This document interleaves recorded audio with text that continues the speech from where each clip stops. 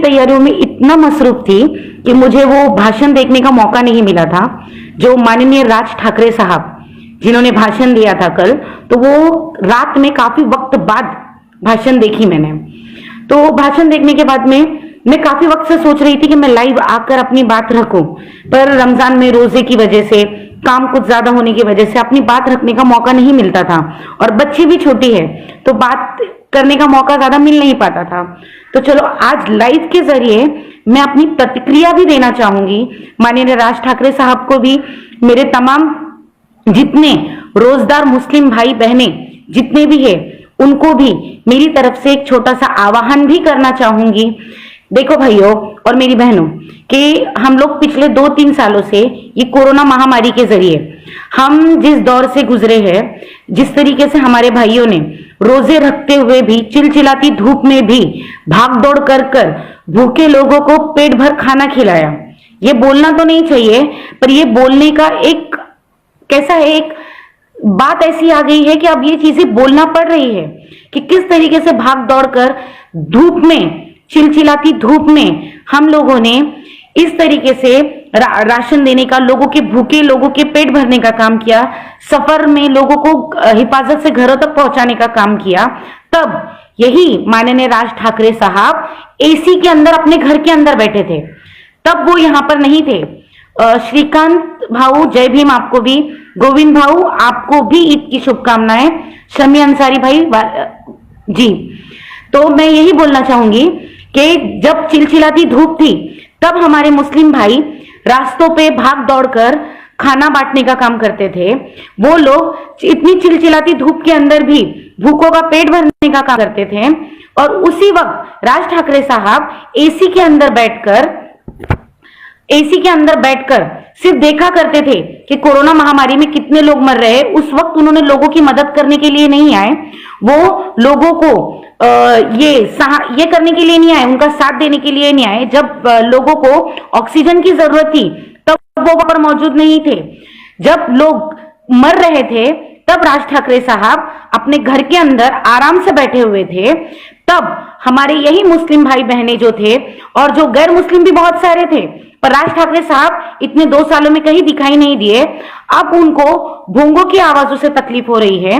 भोंगे का विषय लेकर वो इस तरीके की जातिवाद करने की कोशिश कर रहे हैं, जो नाकाम कोशिश है, क्योंकि आपकी इस तरीके की हरकत से पहली बात तो लोग भड़कने वाले हैं नहीं, क्योंकि जब केसेस गिरते हैं, जब कोर्ट की चक्कर मारने पड़ते हैं, तब आम जनता जो होती है ना वो परेशान होती है, आप जैसे नेता परेशान नहीं होते हैं।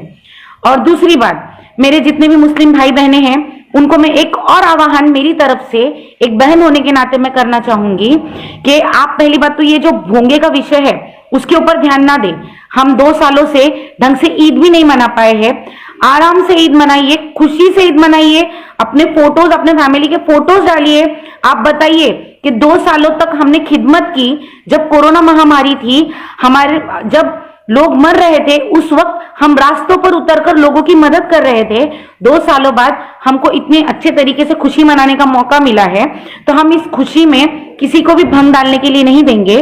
और रहा दूसरी बात कि इनको सिर्फ अजान की आवाज से तकलीफ नहीं है, इनको भारतीय संविधान से भी तकलीफ है। तो आज मैं मेरे इस लाइव के जरिए एक छोटा सा आह्वान मैं अपने मुस्लिम भाइयों से करना चाहूंगी कि जब आप मस्जिदों में नमाज पढ़ने के लिए जाए तो ही ईद की नमाज हो जाए तो एक मर्तबा भारतीय संविधान की पहली प्रत जो है वो उसी भोंगे के जरिए इन लोगों के कानों तक, इन जातिवादियों के कानों तक भारतीय संविधान की वो पहली प्रत, पहली बात तो वो शिर्क नहीं होगा भारतीय संविधान, क्योंकि आप सल्लल्लाहु अलैहि वसल्लम ने भी फरमाया है कि आप जिस मुल्क में रहो उस मुल्क के कानून को फॉलो करो। तो हमको चाहिए कि आप भी यही करो, क्योंकि अंबेडकरी समाज जो है वो हमेशा से ही हमारे साथ में है। और हमें पहली बात तो कहते हैं ना कि किसी का खौफ खाने की जरूरत है ही नहीं है। तो मैं इतना बोलना चाहूंगी कि एक मर्तबा जैसे ही इनको जितनी तकलीफ अजान से है उतनी ही तकलीफ भारतीय संविधान से है, तो उसी मस्जिद के भोंगे से इन लोगों के कानों तक भारतीय संविधान की जो पहली प्रत है, कल ईद की नमाज के बाद आप वो एक पहली प्रत जोर से सुनाइए, इतनी जोर से सुनाइए कि इन जो जातिवादी के जो कान हैं उनके कानों के पर्दे हिलना चाहिए कि सुनो, जो भारतीय संविधान तुमको लाउड स्पीकर के ऊपर बकवास करने का और जो आप ये जातिवाद फैलाने का अधिकार देता है, वही भारतीय संविधान हमको भी इजाजत देता है कि हम अपनी बातें आराम से रख सके। तो पहली बात तो हम किसी से खौफ खाते हैं नहीं। मैं काफी दिनों बाद लाइव आई हूँ क्योंकि बच्ची छोटी होने की वजह से मुझे मौका नहीं मिलता था कि मैं आकर लाइव आकर ज्यादा अपनी बातचीत रख सकूं। बच्ची सोई है, इसीलिए सोचा कि आकर मैं अपनी बात रखूं।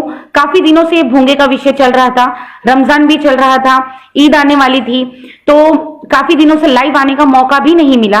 तो मेरी जितने भी मेरे मुस्लिम भाई बहनें हैं, मेरे जितने भी भाइये हैं, कल आप शान से जिस तरीके से जाते हो, अपनी इस पठानी में जाओ, आराम से जाओ, मस्जिद में जाकर नमाज पढ़ो। 2 सालों बाद मौका मिला है, उस मौके को इन लोगों के वजह से आप अपने जहन में ये सब चीजें ना लो, क्योंकि इनका काम ही है भड़काना। इनको कुछ काम नहीं है इनको, क्योंकि जब ये चीजें बाकी लोग भी, जितने भी हमारे हिंदू भाई बहनें भी है, वो लोग भी जानते हैं, और जितने भी हमारे जो गैर मुस्लिम भाई बहनें हैं जो हमारे साथ के हैं, उनको भी घर पे बुलाओ, शीरखुरमा बनाकर पिलाओ।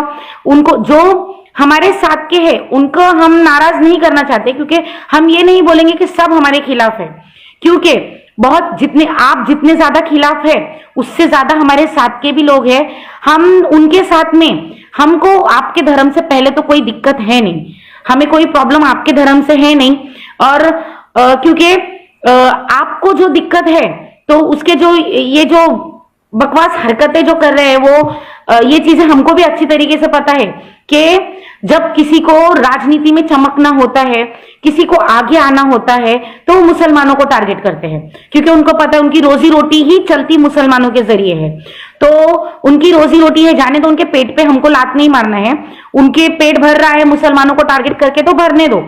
पर हमें इतनी बात ध्यान रखो कि ईद हमें बहुत अच्छे से ही मनानी है, और ईद मनाने के बाद मेहरबानी करके मेरे भाई जितने भी अभी मुझे सुन रहे हैं, उनसे एक छोटी सी गुजारिश है कि जिस मस्जिद के लाउड स्पीकर उनको तकलीफ हो रही है, जो अजान से उनको तकलीफ हो रही है, वही लोगों को भारतीय संविधान से भी तकलीफ है।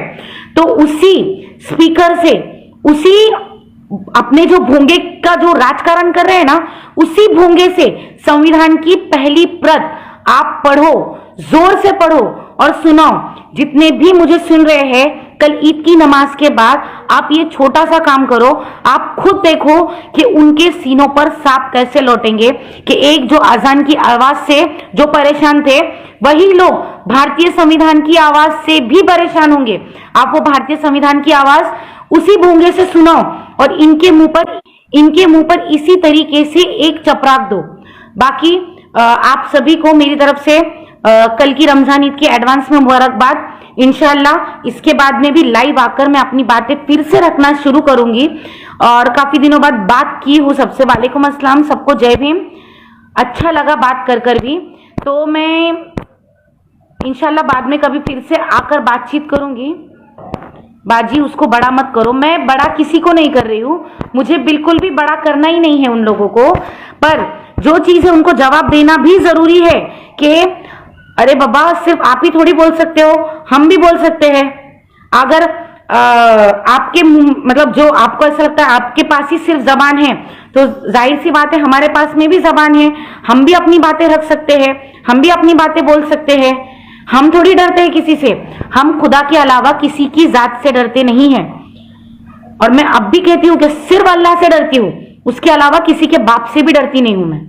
तो मुझे आप लोगों का डर है नहीं, तो मैं यही फिर से मैं अपनी बात रिपीट करूंगी कि आप ये बात जहन में रखें कि जितनी तकलीफ उनको आजान से है, उससे ज्यादा तकलीफ उन लोगों को भारतीय संविधान से है। तो हम वैसे भी संविधान को फॉलो करते हैं, हम भारतीय संविधान को मानकर चलने वाले लोग हैं, तो हमको इन लोगों से डरने की जरूरत नहीं है, बिल्कुल भी जरूरत नहीं है इन लोगों से डरने की, क्योंकि इनका असली खौफ यही है कि ये संविधान को मानने वाले लोग हैं। उनको पता है कि हम इनकी तरीके से बकवास नहीं करेंगे, हम संविधान को फॉलो करते हुए ही अपना काम करेंगे। तो हम जी, वालेकुम अस्सलाम भाई। जितने मेरे भाई है बहनें हैं सलाम कर रहे हैं उनको सबको मेरी तरफ से वालेकुम अस्सलाम। उस्मान भाई वालेकुम अस्सलाम आपको भी। तो प्लीज मेरी फिर से एक बार गुजारिश है कि आप लोग एक बार फिर से वही करो, उसी भोंगे की आवाज से जोर से भारतीय संविधान की एक पहली प्रत सिर्फ वो पढ़ो आप, और उसके बाद में इन जातिवादियों के चेहरों पर एक चपराक आप जोर से मारो। ये काम आप उसी भोंगे के जरिए कर सकते हैं जिस भोंगे के जरिए वो राजकारण कर रहे हैं। बाकी सबको फिर से मेरी तरफ से ईद की बहुत बहुत मुबारकबाद। शुक्रिया, अल्लाह हाफिज, जय हिंद, जय महाराष्ट्र।